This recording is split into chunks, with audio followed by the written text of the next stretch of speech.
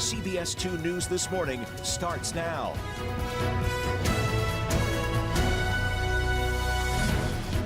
Good morning and thanks for joining us. This is a live look from downtown Boise on this beautiful Wednesday morning.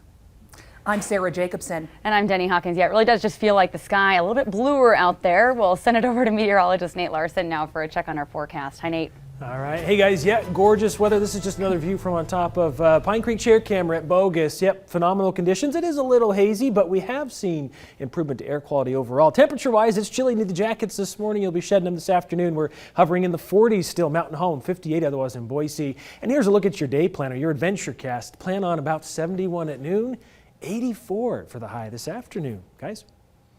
Loving those temperatures. Thanks, Nate. Well, developing overnight, the unofficial results of California's recall election are in. Governor Gavin Newsom will remain in office. Yeah, Republicans launched this recall effort last year. It gained steam then as people criticized Newsom's handling of the pandemic. GOP candidate Larry Elder was the leading Republican replacement. He told his supporters last night, quote, "We may have lost the battle, but we are going to win the war." Now stay with us. In the next 15 minutes, we'll have more reaction overnight from the governor on surviving the recall. For more information, of course, you can always head to idahonews.com as well. Well, to coronavirus now, Idaho's hospitals still facing an overwhelming burden because of our state's latest surge. Our cases continue to increase. The flow of sick people into hospitals continues to increase. It's incredibly high, and the stress on the hospitals is very real. The Idaho Department of Health and Welfare says a record number of people are being hospitalized with COVID right now.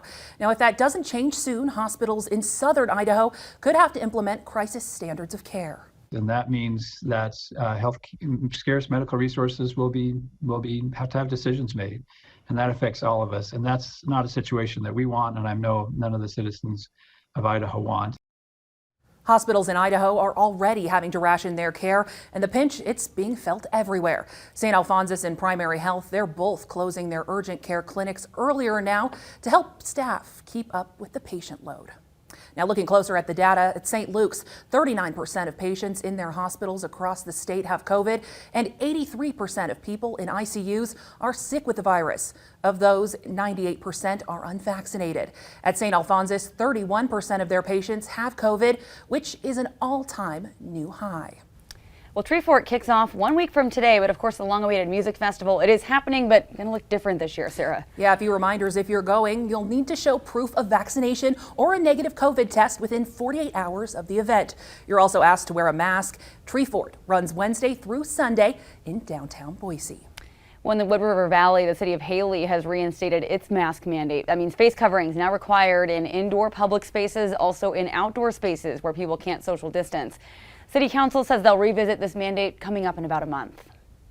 Emmett schools are implementing new health protocols. Going forward, students won't have to quarantine if they're exposed to someone with coronavirus. Instead, parents are being asked to closely monitor their kids and to keep them home if they begin to show symptoms. Now, if there is an outbreak somewhere or cases exceed 3% of that school's population, schools could close for about 2 to 5 days. Well, in Kuna, police are looking to identify a couple of teenagers who tried to flood an elementary school there. Investigators say these two also tore up mail, they ripped down rain gutters and smashed windows at Hubbard Elementary School. Total damage, more than $1,000. They say this happened just before 3:30 on Sunday morning. So if you have any information, they ask you to call Kuna Police. And there's also been vandalism at Ridgeview High School in the Valley View School District. In a letter to parents and students, the principal says all the academic wing bathrooms have been vandalized. They're closed now and in need of repairs. Oh boy, just thinking about a school bathroom needing repairs. You just start thinking about the worst case scenarios and you're like, that's gotta be it, right? It's a messy situation, I'm sure. Nice. No pun intended, right? I could think, well, anything has to be better than the porta potties they're going to have to probably bring in to use, right? No. So, we're going to put Nate on figuring out what the solutions are to this. I Go did see investigate. one. On a bike ride, there was one tipped over at a new construction site. I thought, oh boy, yeah, I wonder who was in that one when that happened. So, All right, hey, let's talk about clouds and radar out there. We're tracking a front. It's a dry front, folks. Folks going to be sweeping into our area tomorrow, so enjoy the 80s today. Bit of a roller coaster ride with temperatures. The dry front's going to swing through tomorrow, bring a little bit of high cloud cover, drop our temperatures by about 10 degrees. So looking at the next 3 days, we're 80s today, mid 70s tomorrow. It's going to be a little breezy, but yeah, comfortable temperatures. Friday, 83, sunshine returns. Likely going to see a little more smoke and haze out there end of the week as well. Straight ahead on CBS2 News this morning, hear from California's governor who just survived a recall effort, his message to supporters, and how the results could impact state politics going forward. And Democrats pushing for new tax hikes, the proposed impact on Americans and corporations. All right, now we'll get to our question of the day. A look back at yesterday's question first in case you missed the answer. This is the #1 comfort food for fall.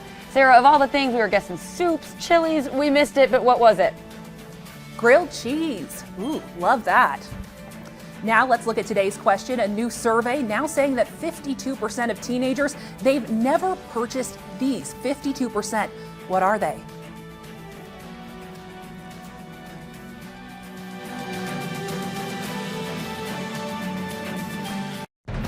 You're watching CBS2 News This Morning. Governor Gavin Newsom will continue his term as California governor. Yeah, exit polls and early voting numbers this morning showing that voters rejected that recall by a nearly 2-to-1 margin. Anthony Pura shares some reaction from the governor and others on the campaign field. California Governor Gavin Newsom appears to have beaten back an effort to recall him from office. The outcome of the race was projected in his favor less than an hour after the polls closed. I'm humbled and grateful to the millions. Well, Newsom could face Elder again in the not too distant future. The governor is up for re-election next year, and the primary, which puts those candidates from all parties on one ballot, now just 9 months away there. And House Democrats are proposing a new tax increase to help pay for President Biden's $3.5 trillion spending plan. They're looking to raise the top tax rate back to 39.6%, which would impact Americans who make more than $400,000 a year or couples making more than $450,000. The proposal would also up the corporate tax rate to about 5%, up to 26%, a 5% hike. Now, if these hikes pass, they'd be considered huge and steps in reversing the 2017 Republican tax cut implemented by the Trump administration. Oh, don't you just sometimes wish money grew on trees? Nate and I earlier today were trying to figure out ways to do this. Sarah, do you have any suggestions for us? Well, I don't know. I'm just learning my green thumb, actually. For the first time this summer, I planted tomatoes, so maybe a money tree is the next to really look at. A different kind of green thumb. Exactly. Still, I feel like we're going to see some benefits out of that. You said tomatoes, so I expect these in the newsroom here shortly. Oh, yeah, no, of course. Fresh salsa, please. Yeah, I was going to say, Nate, you do that as well, don't you? Well, not this year, but yeah, we'll take your tomatoes. We'll make some fresh salsa. That sounds like a good time, I guess, if we do it safely, right? So, all right, surface smoke forecast. Let's jump into the forecast. Yeah, I think all the plants are doing pretty well with less smoke to kind of breathe in, just more oxygen out there. Surface smoke forecast showing we'll see improvement, I think, again tomorrow evening after a little bit of an increase. So we've got a front tracking our way. It's increasing just a little bit of the smoke and haze as it moves in from the northwest. We'll continue to see, I think, some good, if not moderate, levels of smoke and haze across the region. Here's some of that improvement into Thursday evening as a bit of a westerly northwest flow fills in behind it. So the extended forecast, the big change on the horizon is Sunday. We drop to the mid-70s, planning on showers and storms along a front. Even colder Monday, just 63 for the high. Could even see a few lingering showers. Of course, mountain areas have the best chance of rain and thunderstorms Sunday into Monday as well.